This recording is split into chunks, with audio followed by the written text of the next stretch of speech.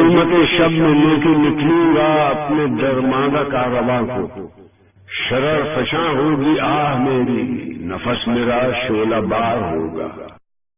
بسم اللہ الرحمن الرحیم۔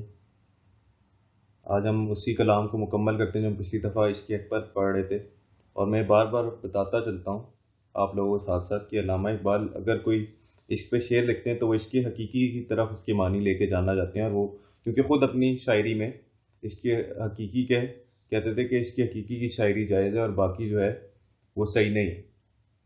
تو کہتے ہیں تامل تو تھا ان کو آنے میں قاصد، مگر یہ بتا طرز انکار کیا تھی۔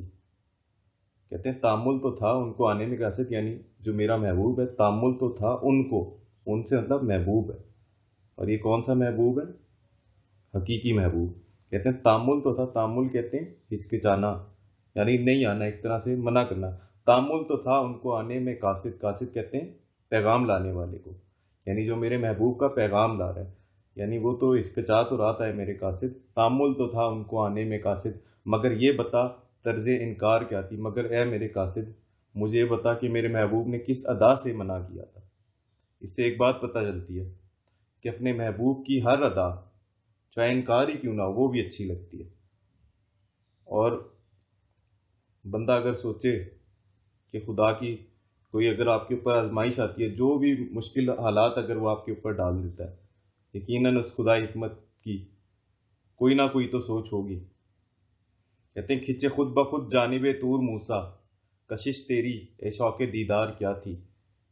کہتے ہیں حضرت موسیٰ علیہ السلام طور پہاڑ کی جانب خود بخود کھچے چلے جا رہے تھے، اس کی وجہ کیا تھی؟ اگلے مصرے میں کہتے ہیں کشش تیری اے شوق دیدار کیا تھی۔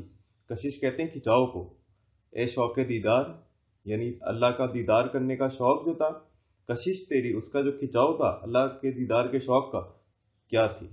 کہتے ہیں یہ جو بار بار طور پہاڑ کی جانب حضرت موسیٰ علیہ السلام کا جانے کا دل چاہتا تھا، اصل بات یہ تھی کہ وہ اپنے محبوب حقیقی کا دیدار کرنا چاہتے تھے۔ کہیں ذکر رہتا ہے اقبال تیرا، فسوں تھا کوئی تیری گفتار کیا تھی۔ اب علامہ اپنے بارے میں آگے کہتے ہیں کہ کہیں ذکر رہتا ہے اقبال تیرا، اس طرح آج کل بھی اقبال کا ذکر رہتا ہے، اپنے زمانے میں بھی مشہور تھے، اس کی وجہ کیا تھی؟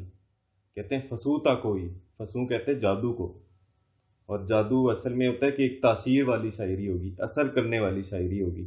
جس طرح ہم کہتے ہیں نا اس لڑکی نے اس لڑکی پہ کیا جادو کر دیا ہے نا، تو اسی طرح علامہ کی شاعری بھی اسی طرح لوگوں پہ اثر کرتی ہے۔ فسوں تھا کوئی، جادو تھا کوئی، تیری گفتار کیا تھی، یعنی تیری گفتگو کا کیا ہی بات تھی، کیا زبردست شاعری لکھی ہے۔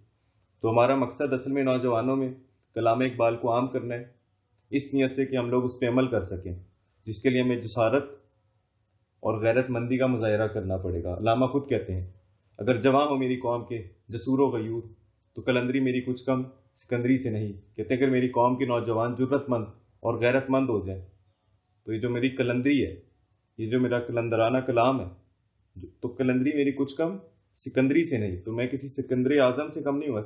سکندر اعظم کی طرف اشارہ دے رہے ہیں جس نے آدھی دنیا فتح کی تھی، جس کی بڑی شان و شوکت تھی۔ کہتے ہیں میں اس سے کم نہیں ہوں گا، مگر اس کی ایک شرط ہے کہ نوجوان ان کے کلام پہ عمل کریں، جس کے لیے انہیں جرت مندی اور غیرت مندی کا مظاہرہ کرنا پڑے گا۔ اور میں سب نوجوانوں کو پھر سے دعوت دیتا ہوں کہ آؤ یار ہمارے ساتھ شامل ہو اور ہمارے اس کام میں مدد کرو۔ شکریہ۔